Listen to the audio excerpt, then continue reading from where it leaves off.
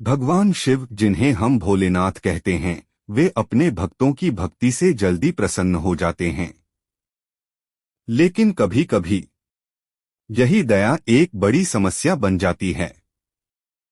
आज की कहानी है भस्मासुर की, जिसे शिव से मिला ऐसा वरदान जिसने उसे अहंकारी और विनाशकारी बना दिया।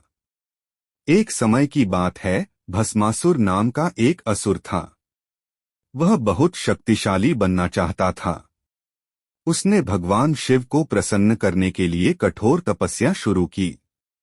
वह कई वर्षों तक जंगल में खड़ा रहा, ना खाना ना पानी, बस ओम नमः शिवाय का जाप।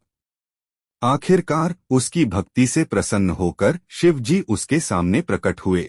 शिव जी ने कहा, वरण करो, तुम क्या चाहते हो? भस्मासुर ने चालाकी से कहा, मुझे ऐसा वरदान दीजिए कि मैं जिस किसी के सिर पर हाथ रखूं, वह तुरंत भस्म हो जाए।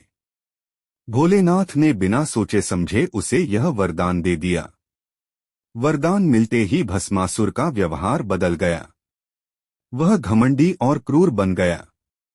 उसने अपनी शक्ति का परीक्षण करने के लिए कई जीवों और असुरों को भस्म कर दिया। धीरे धीरे उसका अहंकार इतना बढ़ गया कि उसने सोचा, क्यों न मैं शिव जी पर ही इस शक्ति का प्रयोग करूं। भस्मासुर शिव जी के पीछे दौड़ पड़ा। शिव जी को अपनी गलती का एहसास हुआ और वे जान बचाने के लिए इधर उधर भागने लगे। देवता और ऋषि घबरा गए, अगर भस्मासुर सफल हो गया तो सृष्टि संकट में पड़ जाएगी। तब सभी देवता भगवान विष्णु के पास पहुंचे। भगवान विष्णु ने स्थिति को संभालने का निर्णय लिया। उन्होंने एक सुंदर स्त्री का रूप धारण किया, मोहिनी। मोहिनी इतनी सुंदर थीं कि भस्मासुर उनका दीवाना हो गया। वह उनके सामने जाकर बोला, हे सुंदरी, मुझसे विवाह करो। मोहिनी ने मुस्कुराकर कहा, मैं उसी से विवाह करूंगी जो मेरे जैसे नृत्य कर सके। भस्मासुर तैयार हो गया। मोहिनी ने नृत्य शुरू किया। वह जैसे जैसे अपने हाथ और शरीर हिलाती, भस्मासुर भी वैसा ही करता।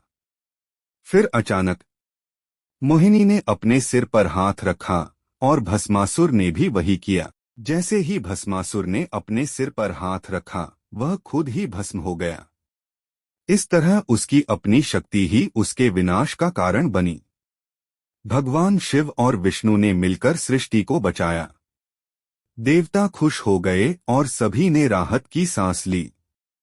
यह कहानी हमें सिखाती है कि अहंकार और शक्ति का गलत उपयोग हमेशा विनाश लाता है।